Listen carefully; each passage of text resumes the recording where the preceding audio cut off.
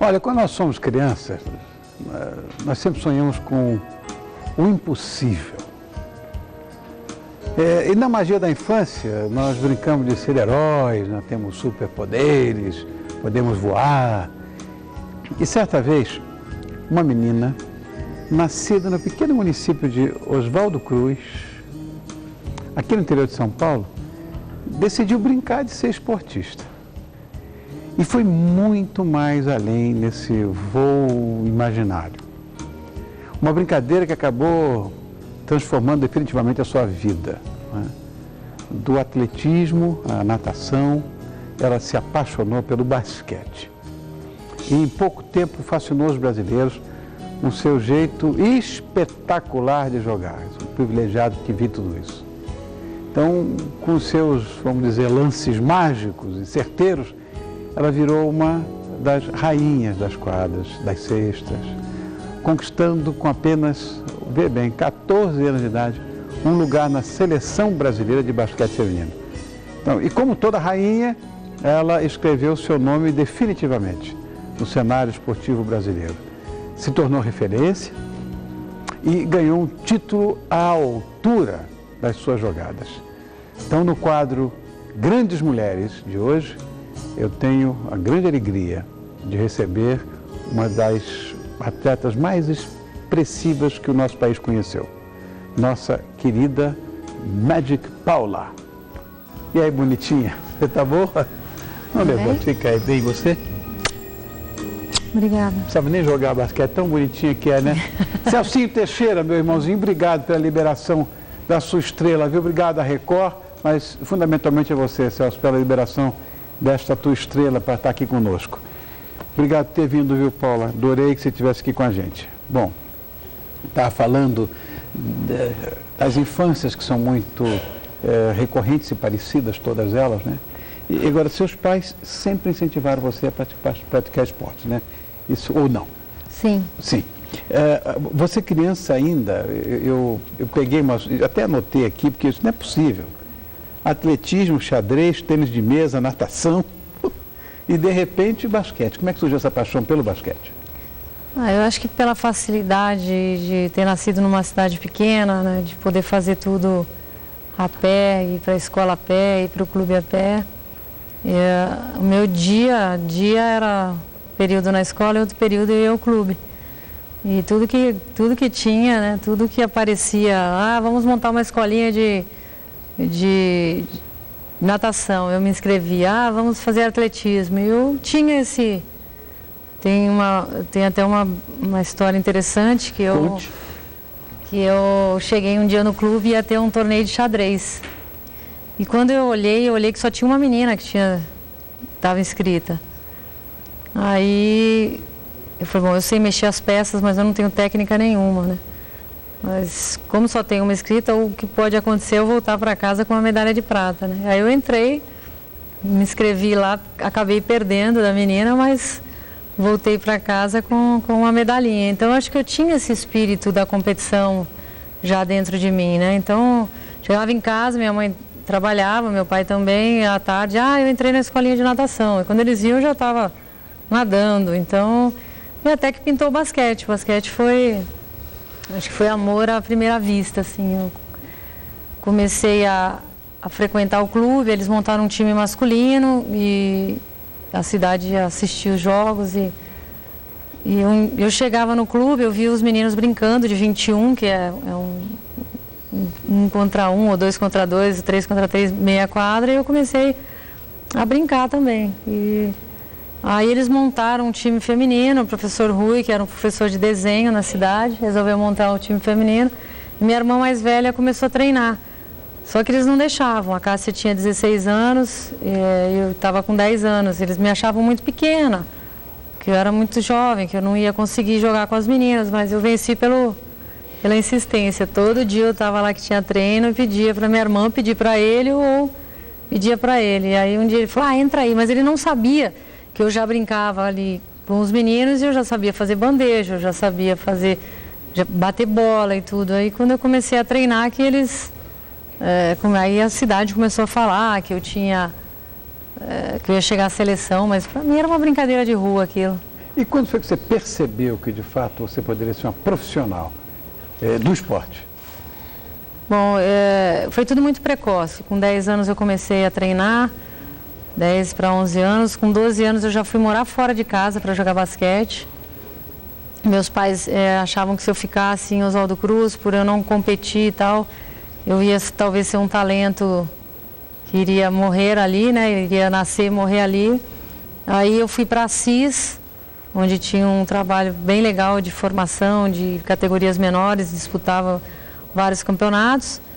E aos 12 anos já estava morando fora de casa. E aí aos 14 já fui convocada para a seleção brasileira adulta. Então foi um processo, foi tudo muito precoce, mas assim, que eu descobri mesmo que o basquete seria a minha profissão e que eu poderia viver do esporte e tal, foi aos 18 anos, quando eu fechei o meu primeiro contrato profissional, assim, eu jogava em Jundiaí, no Colégio Divino Salvador, e aí Piracicaba me convidou quando montaram a equipe da Unimep, a primeira universidade que investiu num time de basquete feminino no Brasil, meio focado como os Estados Unidos trabalhava, né? Mas tudo começou no Clube das Bandeiras. Clube das Bandeiras. Oswaldo Cruz, e você com 10 aninhos de idade, o técnico achando que você era muito baixinha, que jamais poderia jogar ele me achava uma menina, né, que eu poderia me machucar, as meninas todas com 15, 16, 17 anos, minha irmã. Bom, enfim, em casa todo mundo jogou basquete, nós somos em 4 mulheres, e só eu e a Branca que seguimos a carreira, porque as outras duas não queriam muito essa disciplina do esporte, não. Você foi morar em Assis. Não era muito difícil, não? Muito. Você tão menininha, longe de casa. Meus pais, assim, foram taxados como loucos, assim, na época, né? Como é que deixa uma menina... Você falar em esporte em 1974, 75, não tinha na dimensão que tem hoje, que tinha há 20 anos atrás, né? Então, era muito difícil. Todo dia eu chorava, morava na casa do técnico e da esposa dele, e as 2 filhas também jogavam. Eu ligava todo dia à noite, quero voltar, não quero ficar aqui. E minha mãe conta que o dia que eles foram me levar, eu não me lembro disso, tinha um corredor que ia para os quartos e tinha o banheiro, e do banheiro eu chamava ela na sala, porque eles estavam conversando. E aí ela disse que eu falei assim, mãe, eu não quero ficar aqui. Aí ela falou, nossa, aquilo apertou o coração dela, mas era algo que eles achavam que eu tinha uma perspectiva grande aí pela frente. Bom, 14 anos, isso eu acho uma coisa que é redundante, mas eu quero falar muito mais dessa história. 14 anos, ser convidada para a seleção adulta de basquete feminino. Eu não sei, se tivesse acontecido comigo, se as coisas tivessem sido invertidas, fosse eu, moleque de 14 anos, sendo convidado para seleção adulta de basquete masculino, eu não sei como é que eu ia administrar isso emocionalmente. O que você sentiu nessa hora? Olha, eu não tinha a mínima noção do que aquilo estava representando. E eles resolveram fazer uma renovação total. Isso foi algo bastante inconsequente. Tiraram todas as jogadoras mais experientes e aí entrou a geração minha da Hortência. Ou seja, a gente teve que aprender sozinha, não tinha ninguém para dizer assim, olha, não vai para esse caminho, que esse caminho é errado. Eu não tinha noção nenhuma do que era aquilo, para mim era mais um clube que eu ia jogar e mais um campeonato que eu ia fazer, eu não tinha muita... Talvez essa falta de noção, essa não percepção do que aquilo estava representando, talvez tenha precocemente feito com que eu entrasse com 15 anos num jogo e não saí mais. A partir daí eu fiquei 22 anos como atleta da seleção, como titular. Então, essa falta de responsabilidade, talvez eu tenha me soltado e não me preocupado muito. Sabia, Paulo? Eu sempre tive alguma coisa paralela a essa minha atividade aqui, para que eu levasse essa coisa de comunicação com amor e não como sobrevivência. Eu acho que é aí que dá certo. Eu acho também, porque tudo que você faz com amor, você faz desprovido de muita coisa, né? Lógico. E aí depois eu tive sorte, porque as coisas o esporte foi se profissionalizando, eu acabei aquelas propostas, né? Você recebeu Itália, me lembro disso, Estados Unidos, a terra do basquete. Sabe que é uma das coisas que eu me arrependo de não ter ido para a WNBA depois que eu já estava quase encerrando a carreira, mas aos 17 anos eu recebi um convite para estudar numa escola americana e jogar nos Estados Unidos. E eu não fui assim, eu vou deixar minha família aqui, eu vou... Foi o coração mesmo que não me deixou ir. Isso só muda de endereço. E aí eu não... Depois veio um convite para a Itália, também não fui, o clube que eu estava aqui falou, não, você não vai.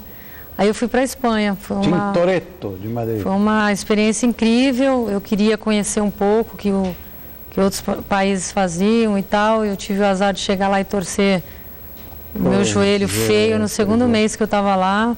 Todo atleta está sujeito à contusão, mas longe de casa, né? 6 meses longe das quadras também, além da casa, né? Eu fiquei quase um ano fora das quadras, assim, e 1 ano e meio para voltar a jogar normalmente. Foi uma cirurgia bem complicada, achei que eu não voltaria a jogar mais. Você sabe, quando você chegar na minha idade, você vai, de fato, ter consciência de que é tudo uma falácia, uma bobagem essa história. Eu faria tudo de novo. Faria coisa nenhuma, com a experiência que a gente vai adquirindo. Muito melhor hoje. Claro. Muito melhor, eu não... eu faria diferente, sim. Eu falo tudo isso. Você faria tudo? Não, fazia diferente.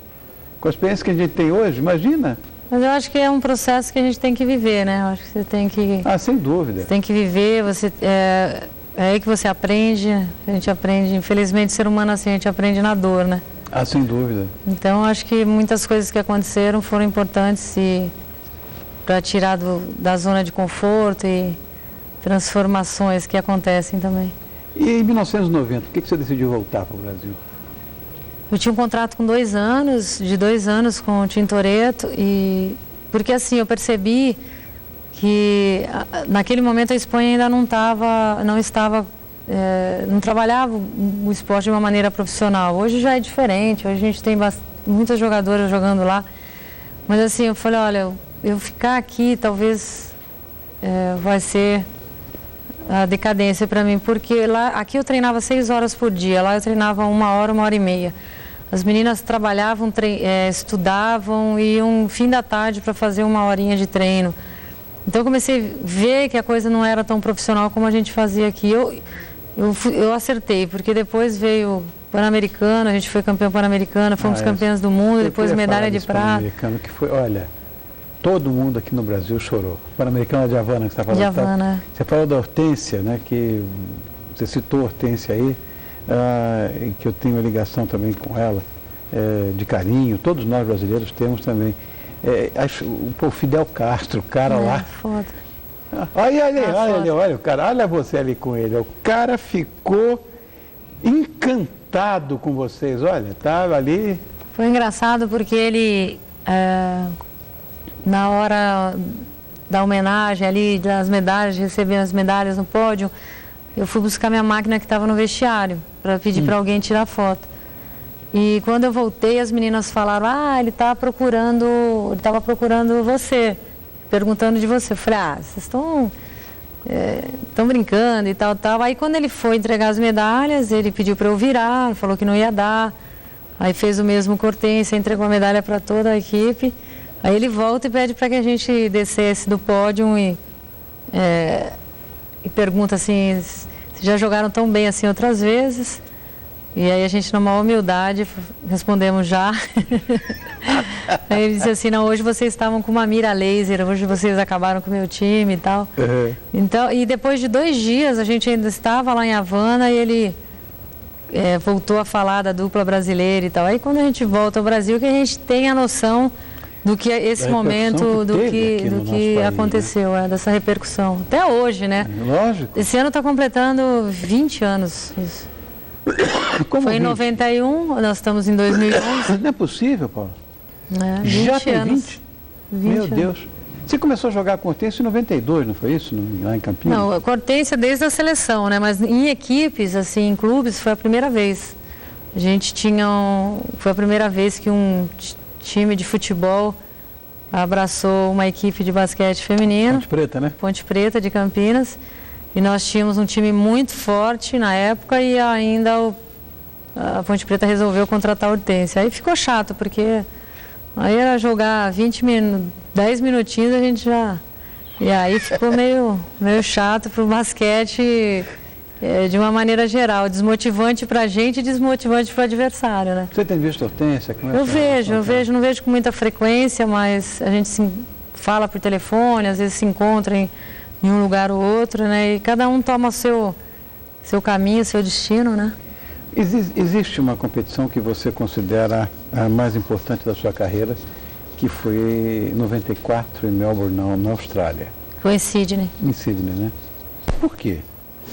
Olha, apesar de toda essa...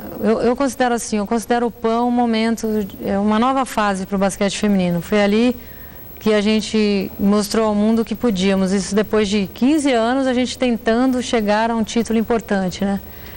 E eu acho que a Olimpíada, ela tem todo uma aura, tem todo um marketing, né, de você ter uma medalha olímpica. Quando a gente vai para uma Olimpíada, na época que a gente foi, a gente competia ali com 8 equipes.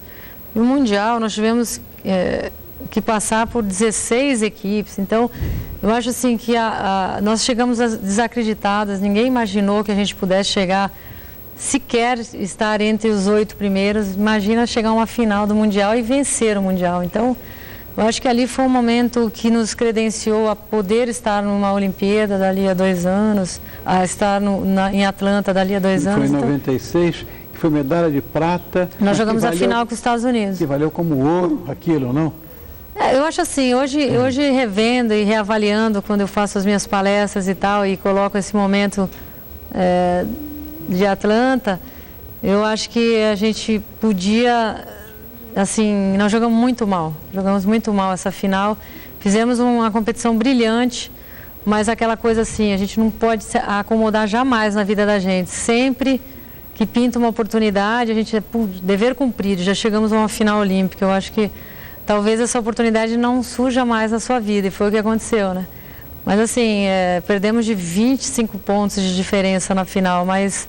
Eu acho que voltar com uma medalha de prata para uma equipe que na última, era a segunda Olimpíada que o Brasil disputava, basquete feminino. Em Barcelona, de 8 equipes, nós ficamos em 7º. Aí dali a 4 anos a gente já chegar a uma final, acho que valeu todo o sacrifício. Valeu o ouro mesmo. Agora, em 97 você foi convidada, que você já suscitou isso, para estar na WNBA, lá nos Estados Unidos, que, puxa vida, assim como o basquete masculino, é de uma importância monumental. Você não aceitou o convite, já até falou mais ou menos por quê. Eu acho que às vezes tem coisas que acontecem na vida da gente que não chegam na hora certa. Eu parei de jogar com 38 anos, eu já estava com 35 quando houve o primeiro convite. A proposta financeira não valia a pena, eu ganhava muito mais aqui no Brasil. Eu ia ter que chegar lá e provar quem eu era. Eu era uma estrangeira no país do basquete. Eu estava num momento, Rony, de querer colher o que eu tinha plantado e não de ter que começar a plantar. Claro. Então, assim, foi algo que eu decidi assim, não, eu prefiro ficar aqui, né? Eu não estou mais na fase, eu já estava me preparando, já estava fazendo minha terapia para esse momento que estava chegando, eu sentindo que estava a hora já de deixar as quadras. Então, eu não me arrependo, eu acho que sempre sonhei de um dia poder jogar a Liga Americana, mas ela veio num momento em que não valeu a pena, não valia a pena. Então, para dizer que eu fui, só para dizer que eu joguei lá, eu acho que eu estava mais querendo colher o que eu tinha vivido todos os anos, né, na minha carreira. Eu acho que a decisão foi acertadíssima. Agora, 28 anos de basquete, 22 defendendo a seleção. E de repente você toma essa decisão. Vou parar. Não sei como é que foi para você tomar essa decisão. Não deve ter sido uma coisa fácil. Não é fácil. A gente, todo dia aí, frequentemente a gente vê algum atleta deixando. Recentemente a gente viu o Ronaldo. Ronaldo, É algo que infelizmente no Brasil a gente não se preocupa com isso também, de fazer com que os atletas se preparem para esse momento, né, de o pós-carreira, pós-atleta. É uma vida toda, né? Você praticamente dedica a sua vida àquilo e chega um momento que você fala, e agora, né? Quem sou eu? O que eu vou fazer? Né? É complicado, mas eu Você administrou bem isso? Eu fui muito observadora nesse sentido. Eu observava ex-atletas que paravam e não sabiam conduzir muito bem isso. E aí eu falei, não, eu tenho que me preparar, a minha cabeça tem que estar boa nesse momento. E assim, esgotar tudo e assim, não, é isso que eu quero, né?